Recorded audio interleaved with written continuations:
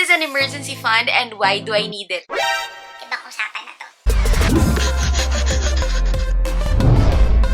Hola! This is Sha and welcome to my YouTube channel. For today's video, we're gonna talk about how I disaster-proof my emergency fund. What is an emergency fund and why do I need it? Palagi ko nare-receive yung question na to. Dito muna tayo sa what.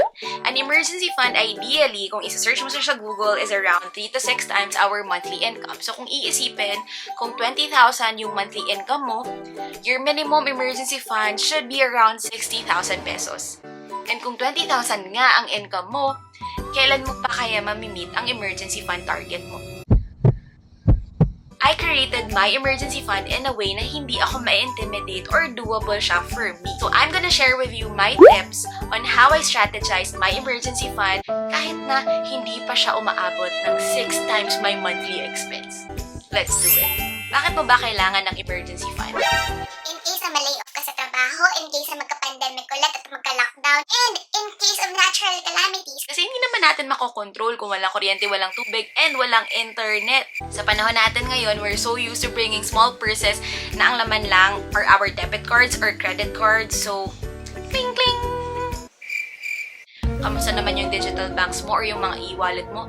They won't be accessible. Even mga pera padala, Palawan, Luwelier, walang pera padala whatsoever. They're not functional in case of a natural calamity as big as Typhoon Odette.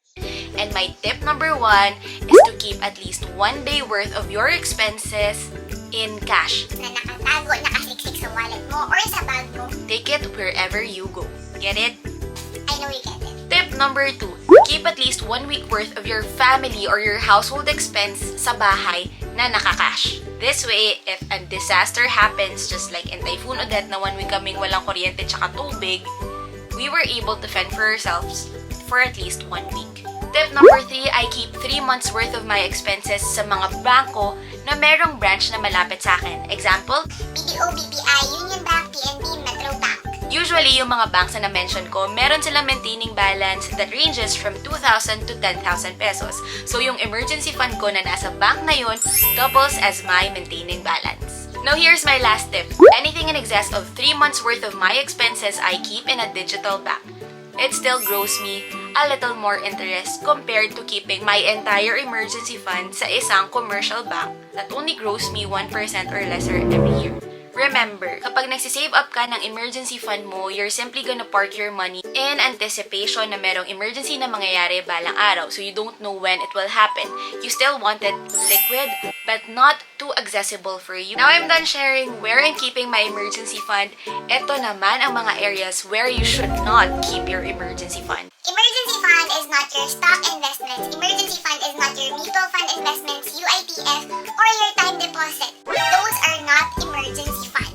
In a mutual fund, it will take about 3 to 5 banking days before you can withdraw your money. The same with UITF. You can always sell your stocks anytime, but how sure are you that the moment that you need the money, uptrend ang market? What if it's on a downtrend?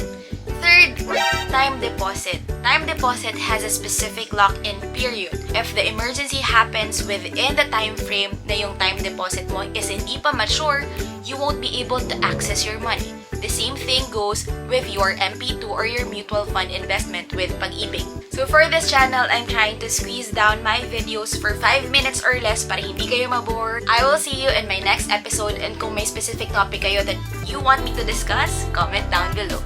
Bye!